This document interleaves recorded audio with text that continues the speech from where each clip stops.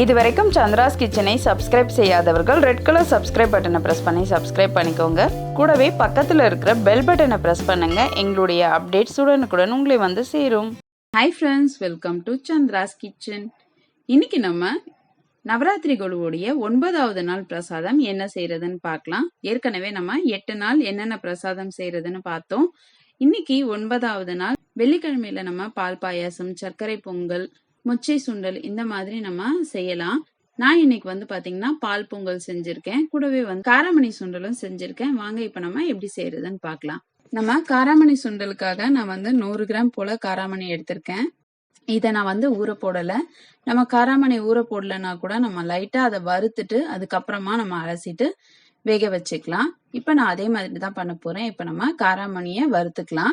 எண்ணெய்லாம் சேர்க்கணும்னு அவசியம் இல்லை, நார்மலா அப்படியே வறுத்துக்கோங்க.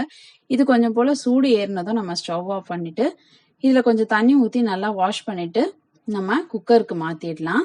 நம்ம காராமணி வேக வைக்கிறதுக்காக 2 டம்ளர் அளவுக்கு தண்ணி சேர்த்துக்கலாம். நம்ம குக்கரை மூடி 2 விசில் வச்சிடலாம். 2 விசில் வச்சிங்கனாலே அது நல்லா வெந்துரும். இப்ப 2 விசில் வந்துருச்சு, ப்ரெஷர் அடங்கிடுச்சு. நம்ம ஓபன் பண்ணிடலாம். இப்போ பாத்தீங்கன்னா காராமணி இந்த அளவுக்கு நல்லா வெந்திருக்கு. இன்னும் உங்களுக்கு வேகணும்னா அது வந்து ரொம்ப குழஞ்ச மாதிரி ஆயிடும். அதனால இதுவே போதுமானது. அடுத்ததான் நம்ம சுண்டலை தாளிச்சுக்கலாம். இதுக்காக ஒரு கடாயில 1 ஸ்பூன் போல எண்ணெய் சேர்த்திருக்கேன். கொஞ்சம் போல கடுகு உளுந்து, ஒரு காஞ்ச மிளகாய் சேர்த்திருக்கேன். அடுத்ததா ஒரு கொத்து கருவேப்பிலை சேர்த்துட்டு வறுத்துட்டு அதுக்கப்புறமா நம்ம கொஞ்சம் போல தேங்காய் துருவல் சேர்த்துக்கலாம். இப்ப நம்ம காராமணியும் சேர்த்துக்கலாம். அடுத்தது இந்த சுண்டலுக்கு தேவையான அளவு உப்பு, கொஞ்சம் போல பெருங்காயத்தூள் சேர்த்துட்டு நல்லா இதை கலந்துருங்க. 1 ஸ்பூன் அளவுக்கு சர்க்கரை சேர்த்துக்கலாம். சேர்த்துட்டு நல்லா கலந்துடலாம். இப்ப நம்மளுடைய காராமணி சுண்டல் ரெடி ஆயிடுச்சு. நம்ம பால் பொங்கல் செய்யறதுக்காக நான் 125 கிராம் அளவுக்கு பச்சரிசி எடுத்து வச்சிருக்கேன். இந்த பச்சரிசி வந்து நம்ம வாஷ் பண்ணிட்டு ஒரு குக்கருக்கு மாத்திடலாம்.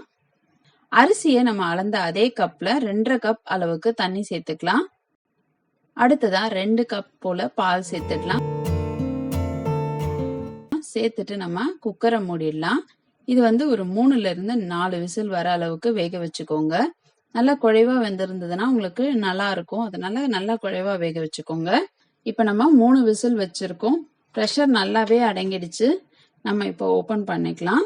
கொஞ்சம் போல இதை நல்லா கலந்து விட்டுட்டு அடுத்ததா நம்ம சர்க்கரை சேர்த்துக்கலாம். நீங்க கல்கண்டு சேர்க்கணும்னாலும் கல்கண்டு சேர்த்துக்கோங்க. நான் வந்து 350 கிராம் அளவுக்கு சர்க்கரை சேர்த்திருக்கேன். சேர்த்துட்டு நல்லா இதை கலந்துருங்க. கடாயில 1.5 ஸ்பூன் அளவுக்கு நெய் சேர்த்துக்கலாம். நெய் சூடாகும் பொழுதே நம்ம முந்திரி பருப்பு சேர்த்துடலாம். முந்திரி பருப்பு சேர்த்து நல்லா வறுத்துக்கோங்க. அடுத்ததா கொஞ்சம் போல திராட்சை சேர்த்து நம்ம வறுத்துடலாம். இப்ப முந்திரியும் திராட்சையும் நல்லா செவந்துருச்சு.